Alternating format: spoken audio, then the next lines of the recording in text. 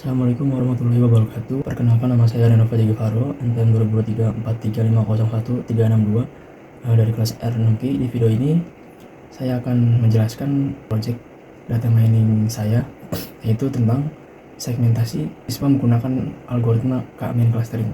Jadi tujuan dari project data mining ini sangat simpel ya. Jadi saya ingin mengelompokkan siswa berdasarkan kebiasaan belajar dan nilai akademik mereka, supaya kita bisa tahu mana siswa yang beresiko dan butuh bimbingan belajar, lalu mana siswa yang berprestasi dan mana siswa yang di tengah-tengah, maksudnya di antara kedua itu, antara beresiko dan berprestasi. Beresiko itu maksudnya dia bisa jadi tidak naik kelas atau drop off dari kelas. Lalu selanjutnya saya akan menjelaskan tentang dataset menggunakan apa, kenapa memakai algoritma K-mean clustering, cara kerjanya K-mean clustering, sampai hasil dan visualisasinya dari K-mean clustering. Oke, yang pertama saya menggunakan dataset dari Kaggle, yaitu Student Score dataset yang dibuat oleh Mark Medad. Di sini kalian bisa cari gratis dari Kaggle. Di sini file CSV-nya datanya ada 2000 baris, lalu 17 kolom. Isi dari file CSV ini ada data siswa seperti nama, email, terus gender, data akademik mereka, nilai-nilai dari mata pelajaran seperti matematika, fisika, kimia, biologi, sejarah, bahasa Inggris, dan geografi. Terus ada juga informasi seperti jam belajar mandiri per minggu, terus jumlah hari absen, terus apakah siswa punya kerja paruh waktu, dan aspirasi karir mereka. Aspirasi karir mereka itu maksudnya cita-cita mereka. Nah, dari banyak data itu saya tidak memakai semua datanya gitu. Pertama yang saya pilih 3 untuk fitur utama saya pakai clustering. Yang pertama itu weekly self study yang ini, terus absence day yang ini, terus yang terakhir saya pakai average score, yaitu rata-rata. Nanti saya buat sendiri atau kolom baru tersendiri untuk menghitung rata-ratanya. Weekly self study itu maksudnya jam belajar mandiri per minggu. Terus absence day, jumlah absen dari masing-masing siswa. Terus average score itu rata-ratanya. Average score itu rata-rata dari 7 mata pelajaran dari siswa tersebut. Lalu kenapa hanya 3 yang saya ambil? Karena ketiganya paling langsung mempresentasikan pola belajar dan performa akademik siswa yang menjadi tujuan dari project data mining saya. Oke, lanjut ke kode Python-nya. Di sini saya menggunakan library pandas, terus NumPy, matplotlib, terus sklearn processing, sklearn cluster, sklearn matrix. Kita muat library-nya berhasil, terus kita masukkan ya file CSV dari Kaggle itu, studentscore.csv, kita masukin ke sini, kita muat datanya apakah benar berhasil, terus ke tahap processing. Yang pertama saya buat dulu kolom average score dengan cara merata-ratakan 7 mata pelajaran masing-masing siswa. Yang kedua saya cek missing value dan duplikatnya. Tidak ada missing value dan duplikat, berarti data bersih, tidak perlu ada yang diinputasi dan hapus data apapun. Lalu yang ketiga saya lakukan fitur scaling menggunakan standar scaler. Kenapa perlu scaling? Karena kami itu bekerja dengan menghitung jarak antara titik data. Nah, masalahnya ketiga fitur ini skalanya beda jauh. Average score bisa sampai 96 angka nilainya, datanya seperti ini nih. Lalu absence day maksimal cuma 10. Ini kalau tidak disamakan dulu nilainya, model akan lebih terpengaruh oleh fitur yang nilainya lebih besar. Seperti kalau nilainya yang lebih kecil itu diabaikan oleh K-mean clustering. Jadi kita samakan dulu nilai datanya, skalanya agak menggunakan standar scaler agar semuanya rata jumlahnya. Nah, ini kita cek sebelum dan sesudah standar scaler. Sebelum weekly self study horse itu 17,76 rata-ratanya, terus setelah itu jadi 0. Absence day juga 0, average score juga 0. Kita samakan semua, terus standar deviasinya. Sebelum itu weekly self study horse 12,13, sudah menjadi 1, semua menjadi 1 dan 0. Untuk visualisasi standar scaler kita menggunakan subplots. Sini terlihat ya, sebelum di scaling datanya itu masih seperti ini, acak-acakan, dan jarak skala nilainya juga jauh-jauh dari 60 sampai 95 jadi 0 sampai 50. Setelah di scaling semuanya seragam ya, minnya rata-ratanya 0, standar deviasinya juga 1, jaraknya dari min 1,5 sampai 2,5, jadi skalanya berdekatan, terus standar deviasinya min 1 sampai 2. Lanjut ya.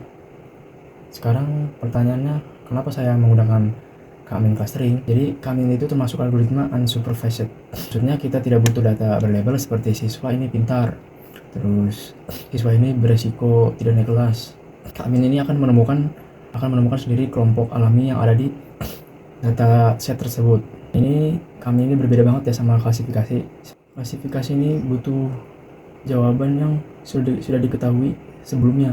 Nah, K-min ini justru cocok ketika kita belum tahu ada berapa kelompok dalam data kita dan mau menemukan polanya secara otomatis. Kerja K-min ini sangat sederhana ya. Jadi K-min akan menempatkan titik pusat atau bisa disebut dengan centroid secara acak. Lalu setiap data masuk ke centroid yang paling dekat. Centroid diupdate terus sampai posisinya stabil. Dia ngelooping sampai stabil. Proses ini diulang sampai convergent. Lalu selanjutnya, sebelum kita jalankan modelnya, kita perlu tentukan dulu berapa jumlah cluster atau K yang optimal. Saya di sini menggunakan dua cara, yaitu method elbow dan slow score. Di sini saya sudah membuat kodenya untuk menampilkan method elbow dan slow score.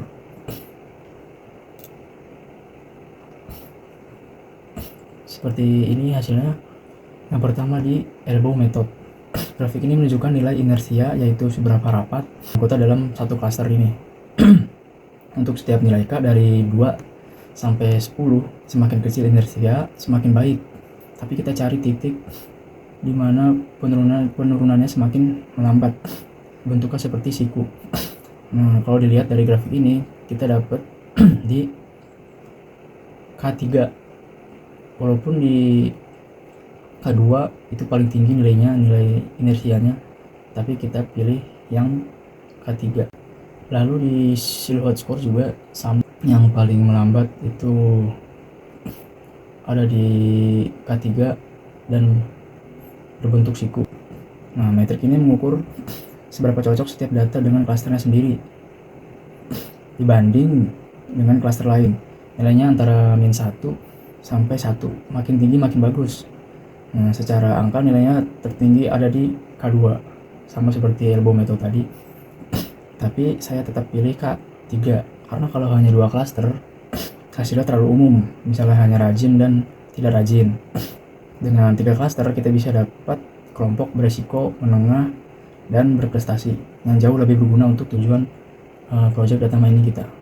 Lalu setelah kita tentukan nilai K-nya berapa, yaitu 3, kita pilih K-nya sama dengan 3, kita jalankan model finalnya, yaitu menggunakan K-min++. Lalu alasan kenapa saya pakai K-min++ inisialisasinya di awal ini, karena versi yang ini lebih cerdas dari K-min yang sebelumnya, dimana centroid awalnya tidak dipilih secara random, tapi dipilih sedemikian rupa itu lebih stabil dan tidak mudah terjebak di lokal optimum. Nah, di sini terlihat modelnya sudah convergent dengan dalam 12 iterasi, silhouette-nya 0,29. Lalu selanjutnya ini yang paling menarik, kita visualisasiin clusteringnya masing-masing atau satu persatu. Di sini kita lihat dulu karakteristik setiap clusternya, yaitu weekly self-study, absence dash, dan average score. Itu beresiko itu nilainya 0,16, weekly self-study-nya menengah itu 12,70, terus berprestasinya itu 29,37 dan lainnya. Terus jumlah siswa dan presentasinya bisa kita lihat seperti ini. Di sini kita lihat dari 2000 siswa kita dapat 3 klaster, yaitu beresiko, berprestasi, dan menengah. Visualisasinya seperti ini. Beresiko itu ada 438 siswa atau 21,9%, terus berprestasinya ada 38,9%, yaitu 778 siswa. Terus yang menengahnya di antara keduanya yaitu ada 784 siswa atau 39,2%. Lalu kita lihat sebaran klasternya, jam belajar siswa versus rata-rata nilai, kita bandingin jam belajar sama rata-rata nilainya. Lalu selanjutnya kita lihat di visualisasi jam belajar siswa versus rata-rata nilai siswa. Di sini terlihat siswa yang beresiko itu yang merah, terus yang kuning itu yang menengah, yang hijau itu yang berprestasi. Di sini kita lihat ya, yang hijau itu yang berprestasi itu berkumpul di sebelah kanan atas, maksudnya itu belajarnya tinggi dan nilainya tinggi. Terus yang merah itu yang beresiko itu jam belajarnya rendah dan nilainya juga rendah. Lalu kita lihat visualisasi yang selanjutnya, kita bandingkan hari absen dengan rata-rata nilai. Dengan kode tersebut menghasilkan visualisasi itu seperti ini scatter plotnya. Kita lihat data yang merah itu yang berisiko berkumpul di sebelah kanan bawah. Ini berarti siswa dengan absen yang paling banyak, maksudnya itu ketidakhadiran yang paling banyak, dan nilai mereka juga cenderung rendah yang merah ini. Ini memperkuat kesimpulan kita ya, berarti tingkat kehadiran itu menjadi salah satu faktor pembeda yang sangat kuat. Oke, selanjutnya visualisasi bar chartnya antara jam belajar mandiri per minggu, terus jumlah hari absen dan rata-rata nilai. Di sini terlihat yang berprestasi itu jam belajarnya 29,4 jam per minggu, jauh berbeda dengan yang beresiko hanya 6,2 jam per minggu. Terus jumlah absennya juga, si berprestasi ini jumlah ketidakhadirannya beda jauh atau 2 kali lipat dengan yang beresiko ini. Angkanya mencapai 7,3, hampir 8 kali hari ketidakhadirannya setiap minggunya. Lalu satu penemuan yang menarik di sini, kita lihat visualisasi datanya.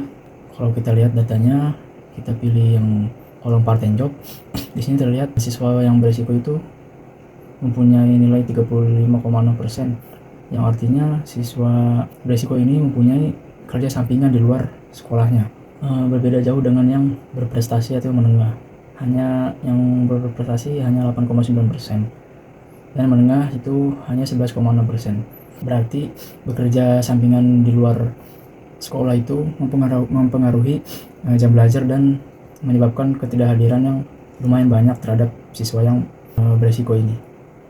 Oke, baik, terakhir kesimpulan dari project data mining ini yaitu menentukan segmentasi siswa menggunakan algoritma Kalman clustering. Dapat disimpulkan ini berhasil mengelompokkan 2000 siswa ke dalam 3 klaster yang berbeda, yaitu yang pertama Kalman ini berdasarkan jam belajar, kehadiran, lalu nilai akademik masing-masing siswa. Yang pertama kita dapat klaster yang beresiko ini maksudnya yang tadi ya, yang beresiko tidak naik kelas, beresiko dropout, beresiko ketinggalan belajar dengan siswa yang lainnya. Ini kelompok yang paling butuh perhatian, yaitu jam belajar yang rendah, absen yang tinggi, maksudnya ketidakhadiran yang tinggi, terus nilainya juga rendah, dan banyak yang kerja paruh waktu atau kerja yang part time atau kerja sampingan di luar jam belajar sekolah. Lalu yang kedua ada klaster menengah. Klaster menengah ini sudah cukup baik kehadirannya, terus tapi jam belajar mandirinya masih perlu ditingkatkan. Lalu ada klaster yang ketiga, klaster yang sudah berprestasi. Klaster yang berprestasi ini jam belajarnya sudah tinggi, terus kehadirannya konsisten, terus nilainya juga yang paling terbaik. Lalu apa sih manfaatnya dari kita membuat clustering dengan KMS ini dari data siswa ini? Manfaatnya itu dengan hasil clustering ini, pihak sekolah tuh bisa langsung tahu siapa yang perlu dibimbing tanpa harus menunggu nilai di akhir semester. Ini yang membedakan clustering dari klasifikasi biasa. Kita temukan polanya lebih awal tanpa butuh label atau penentuan jawaban, misalnya label lulus atau tidak lulus gitu. Nah, untuk pengembangan ke depan bisa ditambahkan fitur seperti screen time atau kualitas tidur dari masing-masing siswa, dan bisa dibandingkan atau bisa dicoba dengan algoritma lain seperti DBSCAN atau hierarchical clustering. Oke, segitu saja penjelasan dari saya. Kurang lebihnya saya sangat minta maaf. Wassalamualaikum warahmatullahi wabarakatuh.